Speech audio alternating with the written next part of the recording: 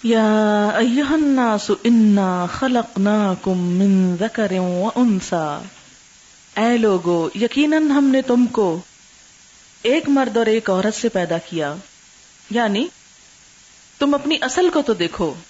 وجعلناکم شعوبا وقبائل، اور ہم نے تمہیں قومیں اور برادریاں بنا دیا. کس لیے بنایا؟ لتعارفوا، کہ ایک دوسرے کو پہچان سکو. شعوب شعب کی جمع ہے، قبیلہ. اس سے کم کیا ہوتا ہے؟ عمارہ، پھر بطن، پھر فصیلہ، پھر عشیرہ. یعنی یہ جو تمہارے نام ہیں اور تمہارے کنبوں قبیلوں کے نام ہیں، یہ صرف پہچان کے لیے ہیں، بڑائی کے لیے نہیں. ان اکرمکم عند اللہ اتقاکم، یقیناً تم میں سب سے زیادہ معزز اللہ کے نزدیک تم میں سب سے متقی انسان ہے. اتقا، سب سے زیادہ متقی، پرہیزگار. در حقیقت اللہ کے نزدیک تم میں سب سے عزت والا وہ ہے جو تمہارے اندر سب سے زیادہ پرہیزگار ہے. ان اللہ علیم خبیر، بے شک اللہ علم والا ہے، خبر والا ہے. یہ بات یہاں پر کیوں فرمائی گئی؟ یہ اسی کی کنٹینیویشن ہے کہ انما المؤمنون اخوہ، اور اس اخوت کو کاٹتی ہے یہ لسانی یا نسلی گروہ بندی. تو اس سے بھی اوائڈ کرو. آپ دیکھیں کہ عموماً لوگوں کے اندر اختلاف کا سبب کیا چیز بنتی؟ نسل برادری. ہم اس کنبے سے ہیں، ہم یہ رشتہ دیں گے نہیں، یہ لیں گے نہیں، یہ کمتر ہیں، یہ حقیر ہیں، یہ معلوم نہیں کیا کیا حد بندیاں کر رکھی ہیں بڑائی چھوٹائی کی. اللہ کے نزدیک سب سے عمدہ، سب سے معزز انسان وہ ہے جو سب سے متقی، اللہ سے ڈرنے والا. اور اس میں ہم دیکھتے ہیں کہ نبی اکرم صلی اللہ علیہ وسلم نے اس کو جاہلیت کی سوچ قرار دیا. ایک موقع پہ آپ نے خطبہ کرتے ہوئے فرمایا، فتح مکہ کے موقع پر طواف کے بعد، الحمدللہ الذی اذھب عنکم عیبۃ الجاہلیہ وتکبرھا، یا ایھا الناس رجلان بر تقی کریم علی اللہ وفاجر شقی ہین علی اللہ، الناس کلہم بنو آدم وخلق اللہ آدم من تراب. شکر ہے اس خدا کا جس نے تم سے جاہلیت کا عیب اور اس کا تکبر دور کر دیا. لوگو، تمام انسان بس دو ہی قسم کے ہیں، ایک نیک پرہیزگار جو اللہ کی نگاہ میں عزت والا ہے، دوسرا فاجر شقی جو اللہ کی نگاہ میں ذلیل ہے. ورنہ سارے انسان آدم کی اولاد ہیں، اور آدم کو اللہ نے مٹی سے پیدا کی. انسان اپنی اصل تو دیکھے. جس برادری کو وہ حقیر کہہ رہا ہے اس کے اصل باب کون ہے، اس کے اصل آباء و اجداد کون ہے؟ سوچیں، اللہ کے بندے اور سب سے پہلے انسان حضرت آدم علیہ السلام، وہ بھی آدم کی اولاد. کیا فرق کس بات کا ہے؟ ایک اور جگہ پہ فرمایا، لوگو خبردار رہو، تم سب کا خدا ایک ہے، کسی عرب کو کسی اجمی پر، کسی اجمی کو کسی عرب پر، کسی گورے کو کسی کالے پر، کسی کالے کو کسی گورے پہ کوئی فضیلت حاصل نہیں مگر تقویٰ کے اعتبار سے. اللہ کے نزدیک تم میں سب سے زیادہ عزت والا وہ ہے جو سب سے زیادہ پرہیزگار ہو. بتاؤ میں نے تمہیں بات پہنچا دی؟ لوگوں نے عرض کیا، یا رسول اللہ جی ہاں. تو فرمایا، اچھا جو موجود ہے وہ ان لوگوں تک بات پہنچا دے جو موجود نہیں ہیں، یعنی اس بات کو عام کر دو. ایک اور جگہ پر آپ نے فرمایا، کلکم بنو آدم وآدم خلق من تراب، تم سب آدم کی اولاد ہو، آدم مٹی سے پیدا کیے گئے. لوگ اپنے آباء و اجداد پہ فخر کرنا چھوڑ دیں، ورنہ اللہ کی نگاہ میں ایک حقیر کیڑے سے بھی زیادہ ذلیل ہوں گے. کتنی سخت بات ہے. ایک اور حدیث میں آتا ہے، اللہ قیامت کے روز تمہارا حسب نسب نہ پوچھے گا. اللہ کے ہاں سب سے زیادہ عزت والا وہ جو سب سے زیادہ پرہیزگار ہے. ایک اور حدیث کے الفاظ ہیں، اللہ تمہاری صورتیں اور مال نہیں دیکھتا، وہ تمہارے دلوں اور اعمال کو دیکھتا ہے. قالت الاعراب آمنا، اعراب بدوی کہتے ہیں ہم ایمان لائے. تو احسان کیوں جتاتے ہو؟ قل لم تؤمنوا، آپ کہہ دیجئے تم ایمان نہیں لائے، ولکن قولوا اسلمنا، لیکن یوں کہو کہ ہم مطیع ہو گئے، اسلام لائے ہیں. ایمان اور اسلام جب آمنے سامنے ہوں تو ایمان دراصل کیا ہے؟ یقین کی کیفیت جو عمل بدل دے، اور اسلام صرف دین اسلام کے دائرے میں داخل ہونا. ایک اور طرح بھی اس کی تفسیر کی جا سکتی ہے کہ ایمان ہے مان لینا اور اسلام ہے اس کا عملی اظہار. یہ درجہ بدرجہ اگر بات کی جائے. ادروائز کیا ہے؟ ایمان کیا ہے؟ یقین کی کیفیت. اور اسلام کیا ہے؟ بس سرنڈر ہو گئے، کر دیے گئے. ایک علاقہ فتح ہو گیا، بہت سے لوگ مسلمان ہو گئے تو اسلمنا، انہوں نے اسلام قبول کر لیا. وَلَمَّا يَدْخُلِ الْإِيمَانُ فِي قُلُوبِكُمْ، حالانکہ ایمان تمہارے دلوں میں نہیں اترا. یعنی صرف ظاہریت ہے تمہارے اندر، اصل میں ایمان کوئی نہیں. جیسے بہت سارے لوگ رواجی مسلمان ہوتے ہیں. رواجی اس لیے مسلمان ہے کہ مسلمان گھر میں پیدا ہو گئے، کوئی شعور کے ساتھ اسلام نہیں لائے. تو اسلام کے ابتدائی دور میں بھی کچھ لوگ محض اس لیے مسلمان ہو گئے تھے کہ ان کے علاقے فتح ہو گئے تھے اور دیکھا دیکھی مسلمان ہو گئے. اصل بات کیا ہے؟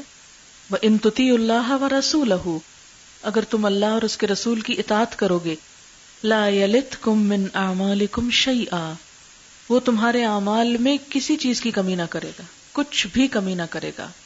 لا یلتکم، اعمال سے مراد کیا ہے؟ اعمال کی جزا، یعنی تمہارے اجر میں کوئی کمی نہ کرے گا. ان اللہ غفور الرحیم، بے شک اللہ تعالیٰ غفور الرحیم ہے.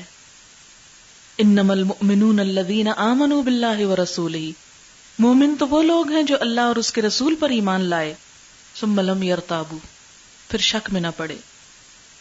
وجاہدوا باموالہم وانفسہم فی سبیل اللہ، اور انہوں نے جد و جہد کی اپنے مالوں سے اور اپنی جانوں سے اللہ کے راستے میں. مومن کون ہے؟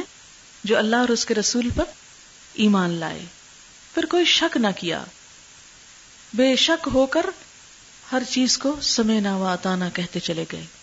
آپ دیکھیں کہ جب بھی آپ کو یقین ہو جائے کہ کسی کام کے کرنے میں فائدہ ہی فائدہ ہے، آپ پیچھے رہیں گے اس کام سے. پتہ چل جائے فلاں جگہ جانے میں فائدہ ہے، آپ فوراً پہنچیں گے. جیسے عورتیں سیل پہ کتنی جلدی بھاگتی، اعلان ہونے کی دیر، اخبار پڑھنے کی دیر ہے، اشتہار، فوراً سیل پہ پہنچے. کیوں سیل پہ کیوں جاتے؟ کیا ذہنیت ہے سیل پہ جانے کی؟ فائدہ، کچھ پیسے بچے. چند پیسے بچانے کے لیے تو ہم گھٹیا چیزیں خریدنے پہ تیار ہو جاتے ہیں، لیکن آخرت کے اعتبار سے جس چیز میں فائدہ سمجھتے ہیں یقینی طور پر، اس کو ہم کتنا کرتے ہیں. جیسے ایک حدیث میں آتا ہے نا، اگر لوگوں کو پتا چل جائے پہلی صف میں پہنچنے کا کتنا اجر ہے تو لوگ گھسٹ گھسٹ کے پہنچیں. لَأَتَوْا حَبْوًا. اسی طرح اگر لوگوں کو پتا چل جائے، یہ حدیث نہیں ہے، میں ویسے اس سے ڈیڈیوس کریں گے، افضل وقت میں نماز پڑھنے کا کتنا فائدہ، تو سب کام چھوڑ کے پہلے نماز پڑھیں. لیکن ہمیں یقین ہی کوئی نہیں، اس لیے ہم سب کام ختم کر کے تھک ہار کے پھر آخری وقت میں نماز پڑھتے ہیں. پڑھنی پہلے بھی ہے، پڑھنی آخر میں بھی ہے. بد نصیبی ہماری یہ کہ ہم اسی عمل سے زیادہ ثواب کی بجائے کم ثواب لیتے ہیں. شیطان کے پھسلانے میں ہم اپنا نقصان کر بیٹھتے ہیں. and so on. پتہ چلے قرآن کے پڑھنے میں کتنا ثواب ہے ایک پوئٹری کی لغو کتاب پڑھنے کے مقابلے میں، تو ہم یقیناً کیا کریں گے؟ اس وقت کو بھی قرآن ہی میں استعمال کر لیں گے. اور اگر شاعری پڑھیں گے بھی تو اس لیے کہ اس کے ذریعے بھی اس کو سمجھ سکیں. جیسے حضرت عمر رضی اللہ تعالیٰ عنہ کا قول ہے کہ اذا البس علیکم شیء من القرآن فالتمسوه فی الشعر، کہ اگر تمہیں قرآن میں کوئی بات سمجھ نہ آ رہی ہو تو عرب جاہلیت کے شعر پڑھ کے سمجھو، یعنی اس میں زبان کا جو استعمال کیا گیا ان کا محاورہ سمجھو. اسی لیے آپ دیکھیں گے کہ عربی قدیم تفسیروں میں بہت شعر ہوں گے، ہر دوسری بات میں شعر. اردو تفسیروں میں بہت کم ہے، کیونکہ ظاہر ہے کہ زبان کا فرق ہے. تو یہ ایسی صورت میں مثلا اگر آپ دیکھیں کہ جو بات اقبال نے ایک باریک خیال سے سمجھ لی وہ ہمیں ابھی تک سمجھ نہیں آئی تھی، اس لحاظ سے تو ٹھیک ہے، پھر تو شعر بہت عمدہ ہے، پڑھیں ضرور پڑھیں. لیکن اگر اس سے پڑھ کے آپ قرآن سے اور دور ہو جائیں تو وہ پڑھنا جو ہے نقصان کا سودا ہے. کوئی بھی چیز کیوں اب دعا اللہم ارزقنا حبک وحب من یحبک وحب عمل یقربنا الی حبک. ہر عمل، اس کی ظاہریت کو نہ دیکھیں، ہر وہ عمل جو تیری محبت سے قریب کر دے وہ عمل ہمیں کرنے کی توفیق دے، اس عمل تک لے جا. بعض اوقات نہیں پتا ہوتا کہ وہ عمل کیا ہے، مانگتے رہے اللہ تعالیٰ خود ہی اس کی توفیق دے دے گا. ان اللہ غفور الرحیم. انما المؤمنون الذین آمنوا باللہ ورسولہ. مومن کون ہوتے ہیں؟ جو اللہ اور اس کے رسول پہ ایمان لاتے، ثم لم یرتاب، پھر شک میں نہیں پڑتے، اور وجاہدوا، جد و جہد کرتے، جہاد کرتے. کوشش کرتے ہیں بِأَمْوَالِهِمْ وَأَنفُسِهِمْ فِي سَبِيلِ اللَّهِ، اپنے مال اور اپنی جان کے ساتھ اللہ کے راستے میں بھاگ دوڑ کرتے ہیں. مال اور جان دونوں چیزیں اللہ کی راہ میں لگاتے ہیں. دونوں، ایک نہیں دونوں. عموماً میں نے دیکھا ہے کہ لوگ اگر جان لگا رہے ہیں تو مال بچائیں گے کہ ہم جان لگا رہے ہیں، مال کس لیے دیں؟ ایک الہدا آئے مفت کام کریں اور اوپر سے خرچ بھی کریں اس پہ. اور کچھ لوگ ہیں کہ جو مال تو لگا دیں گے لیکن خود نہیں آئیں گے، یہ ہماری طرف سے ڈونیشن رکھ لیں بھی درس پہ بھی آیا کریں، اچھا کبھی آئیں گے.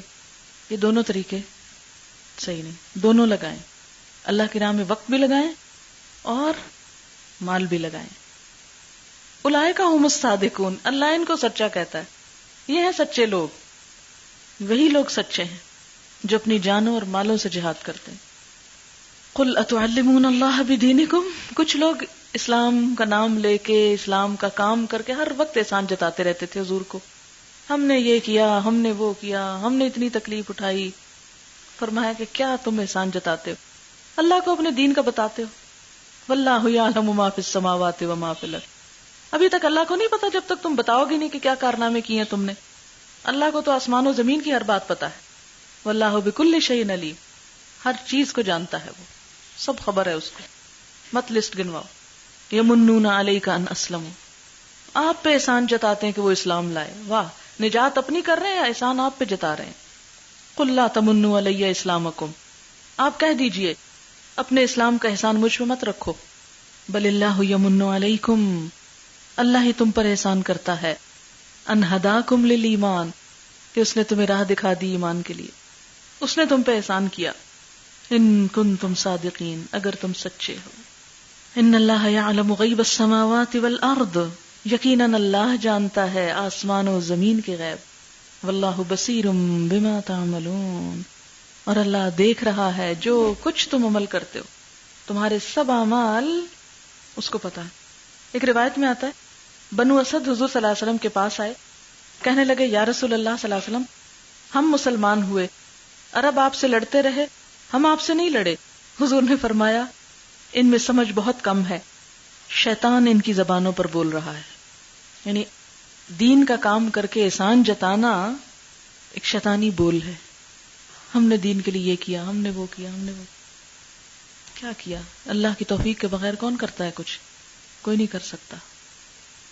دین کے لیے، اللہ کے لیے کبھی کچھ کرنے کی توفیق ہو اور کوئی احساس بھی جتائے کہ آپ تو بہت کرتے ہیں، فوراً اپنے آپ کو ذلیل سمجھے اور کہیں کہ اللہ توفیق نہ دیتا تو میں کیا کر سکتی تھی، یہ اللہ یہ جو کروا رہا ہے. کبھی خود سے کریڈٹ لینے کی کوشش نہ کرے کہ میں نے یہ کیا، میں نے وہ کیا. اللہ نے توفیق دی تو ہوا، ورنہ کسی کی مجال نہیں کچھ کر سکے. وآخر دعوانا ان الحمدللہ رب العالمین. سبحانک اللہم و بحمدک نشہد ان لا الہ الا انت نستغفرک و نتوب الیک. والسلام علیکم ورحمۃ اللہ وبرکاتہ.